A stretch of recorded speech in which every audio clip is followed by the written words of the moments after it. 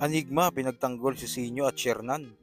At Sinyo mas handa sa laban kontra Shernan kaysa sa laban niya kay Apex. So tara.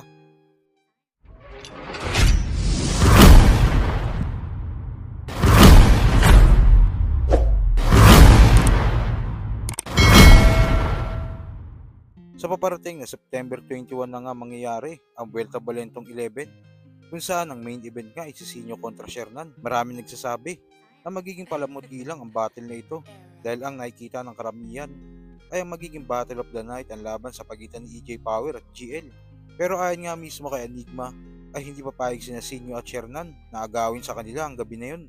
At syempre ang katayuan nila sa liga. Most viewed battle MC sa buong mundo. Somehow, parang tutulugan pa ng mga tao yung matchup na to. Siguro i-analyze natin na lang natin yon kung bakit siya tutulugan. Siguro may demographic na mga tao na tinutulugan to dahil feeling nila parang kung si Sinyo na yan eh. Tas matik may crowd na lagi si Sinyo at parang hanggang ganun lang at wala daw bagong ipapakita o ano man. Ewan ko parang for some reason parang in others din yung yung fan base ni Sinyo. Tapos pagdating naman kay Shernan, akala nila parang ganoon na simple lang yung ginagawa niya o kaya hindi mahirap o kaya baka feeling nila magko-concept na kakaiba o ano. Pero ewan, parang sa akin parang patunay naman yung mga dating laban ni Shernan na kung kailangan, kung bakbakan, kung may paano ba, hindi naman to high stakes dahil wala namang titulo ng most viewed o kung ano man, pareho naman sila magiging mas most viewed dahil sa battle na to, no?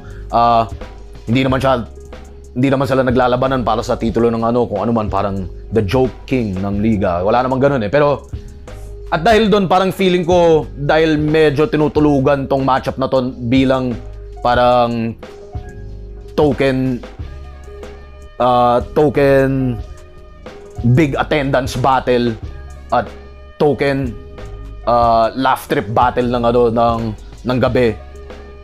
Feeling ko lalong-lalo silang magtotodo, lalong-lalo sila magbibigayan at ano naman yun parang hindi naman kahit naman yung mga concept, kaya mga ibang concept battles ni hindi naman sa pagiging friendly yun ni Shernan hindi naman sa pagiging friendly battle yun more of may sinusubukan talaga siyang concept. Tas yun, 'di ba, para may iba siyang target na na demographic na i-entertain. Pero hindi ibig sabihin na hindi niya kaya ewan ko sa mga tutulugan tong matchup na to. Sana kainin niyo yung salita niyo para kapag pareho sila nakapagbigay ng putangan ng kakaiba. Pero kung hindi, wala, ganun talaga, 'di ba? Ako yung kakain ng salita ko. Pero yun nga pagdating sa skill sets ni Sinyo at ni Shernan, lalong-lalo na nung pagsimula nilang pareho. At lalo siguro kay Sinyo, parang laging may mga anti sa style nila na parang akala nila madali lang. Pero hindi, ibang skill talaga yung kumbaga may skill yung simpleng bagay nagagawa mong komplikado at napapakita mo yung creativity at art neto sa pagiging komplikado niya. At yung kabila naman nun, yung komplikadong bagay na gagawin mong simple pero ganun pa rin ganun pa rin kaganda yung level of creativity na para ma-appreciate mo yung simplicity ng isang bagay. Yun nga, yung mga ibang matchup mas high stakes sa isang banda. Pero tingin ko si Sinyo at Shernan hindi sila magpapatalo, hindi sila magpapaagaw ng pwesto nila sa lineup na to at sa pwesto nila sa liga mismo, Kaya sana yun, sana maging kasing ganda ng inaakala nating lahat na kaya nilang gawin pareho. At sa kabilang balita naman sa labang Sinyo vs Apex nga, bagamat natalo si Sinyo, ay malakas pa rin naman ang pinamalas niya. Kaya hindi pa din natin makakaila na panalo ang lahat sa ganong klaseng battle.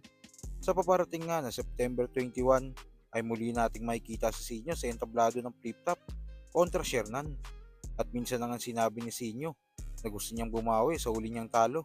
Expect talaga natin na malakas na Sinyo makikita natin sa Vuelta Balentong 11. Sa video nga na ginawa ni Shernan ay ayon na mismo sa kanya ay may nababalitaan siya na mas malakas na Sinyo ang makakaharap niya kaysa sa Sinyo na nakalaban ni Apex. Eto magiging tapat ako sa inyo. Hindi talaga ako sigurado at pupunta ako sa Sabado pero hindi ko nahabol manalo. Parang yung ginawa kong laban kay Sixth Thread. Hindi ko habol manalo. Ang habol ko doon mapakita yung kaya ko at makapagbigay ng malinis na performance. Ganon din dito sa laban namin ni Sinyo. Hindi ko habol manalo. Basta magawa ko yung all 3 rounds malinis, perfecto kung magawa ko yung trabaho ko, yun panalo na ako doon. Yung kung sakali man na may makita sila na ikapapanalo ko, bonus na lang yun. Pero hindi ko habol manalo sa laban namin ni Sinyo. Ang habol ko, magpakita ng magandang laban, yung magandang performance, ayun yung habol ko. Mahirap talunin si Sinyo, lalo pag preparado.